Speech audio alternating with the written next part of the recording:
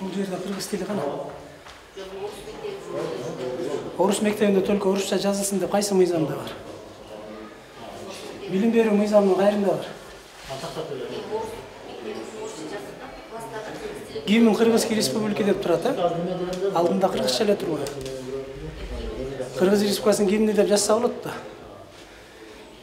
Орус тилинде кыргыз гимнинин да котормосу бар да. Аны жанына жазат. Биринчи кыргыз тилинде жазат. Андан кийин анан жанына орус тилинде коет. Президент Кыргызский республики. Кыргыз республикасы президенти Жапаров Садыр Нуркожоевич деп жазылат. Нет ничего краше родины родной деп атабыз, нашей. Биздин аймактан сулуу жер жок. Кыргызча сонун эле которулушу бар да. Кыргызчасын биринчи жазыш керек. Анан жанына орусчасын илип коет. Эч ким жоктойт анда. Биз Кыргызстанда жашайбыз да. Анан өзүбүз сүйбөй отурсак, 36 баланы орус тилде окутабыз деп баарын орусча кылышыбыз керек.